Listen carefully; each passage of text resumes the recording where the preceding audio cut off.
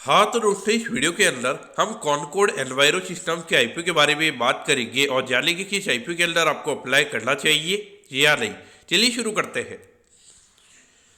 तो देखिए, सबसे पहले अगर हम यहाँ पर आईपीओ की डिटेल्स के बारे में अगर हम बात करेंगे तो ये जो आईपीओ 19 तारीख को ये आईपीओ में स्टार्ट होता हुआ नजर आएगा और 23 तारीख को ये आईपीओ में क्लोज होता हुआ नजर आएगा।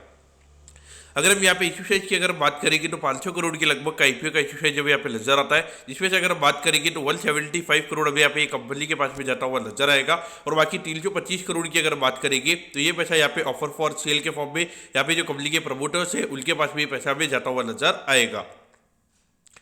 अगर हम प्राइस बिल्ड के बारे में अगर हम बात करेंगे तो 701 की कट ऑफ प्राइस पे कंपनी में शेयर देती हुई नजर आ रही है और एक लॉट के लिए अगर हम नंबर ऑफ शेयर्स की अगर हम बात करेंगे तो 21 शेयर का लॉट है जब यहाँ पे ये कंपनी का नजर आता है। यानी यहाँ पर अगर आपको एक लॉट के लिए अप्लाई करना है तो यहाँ पे 21 शेयर ये लॉट है, इसके लिए यहाँ पर आपको अप्लाई करना पड़ेगा।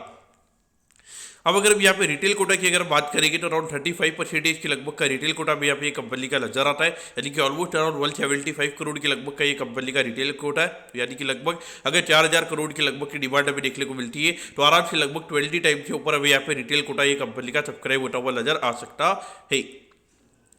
अब अगर यहाँ पे कंपनी के फंडामेंटल्स के बारे में अगर बात करेंगे तो ये कंपनी अगर बात करेंगे जो भी यहाँ पे वेस्ट वाटर होता है उसके रिगार्डिंग जो भी ट्रीटमेंट वाली जो सर्विसेज होती है वो ये कंपनी में प्रोवाइड करवाती हुई नजर आती है।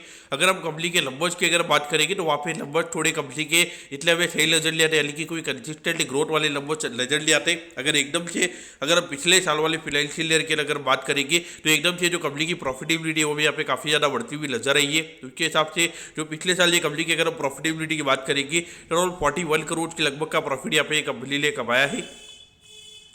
तो उसके हिसाब से अगर भी यहाँ पे कंपनी के पी रेशियो की अगर बात करेंगे तो अराउंड 35 टाइम्स के पी रेशियो पे कंपनी का आईपीओ पे आता हुआ नजर आ रहा है। तो वैल्यूएशन वाइज अगर बात करेंगे तो डेफिनेटली थोड़े कॉस्टली वैल्यूएशन पे कंपनी का आईपीओ पे आता हुआ नजर आ रहा है। और अभी 6 महीने में अगर बात करेंगे तो कंपनी ने अभी तक लगभग सिर्फ 1 करोड़ के लगभग का प्रॉफिट अभी यहाँ पे ये 6 महीने में कमाया, तो वो कहने की मार्केट को यहाँ पे नेगेटिव लगेगा। तो उस पॉइंट ऑफ व्यू से देखा जाए तो मुझे लगता है कि यहाँ पे जब इतने ज़्यादा आईपीओ जब एक साथ में जब आते हुए नजर आ रहे तो वहाँ पे कहने की मार्केट का ये आईपीओ को लेकर थोड़ा यहाँ पे इंटरेस्ट की अगर बात करेंगे थोड़ा कम रहेगा। मुझे लगता है कि लगभग 10 से 15% के नॉर्मल जो बाइलर गेल्स होते उतने बाइलर गेल पे कंपनी भी यहाँ पे लिस्ट होती हुई नजर आ सकती है। मुझे लगता है कि कोई यहाँ पे एकदम तूफानी लिस्ट यानी कि अराउंड 50-100% के प्रीमियम में कंपनी में लिस्ट होती हुई नजर आएगी। तो उस पॉइंट से आप इसे देखना चाहिए। मेरे हिसाब से लगभग 10 से 15% के प्रीमियम में कंपनी में खुलती हुई नजर आएगी। और अगर बाई चांस अगर मार्केट में कुछ सिलेरियो चेंज हो जाता है, लेकिन अगर मार्केट में थोड़ी नेगेटिविटी आ जाती है तो वहाँ पे कहीं लगे रेट टू रेट लिस्टिंग भी यहाँ पे ये कंपनी के भी पॉसिबल नजर आ सकती है।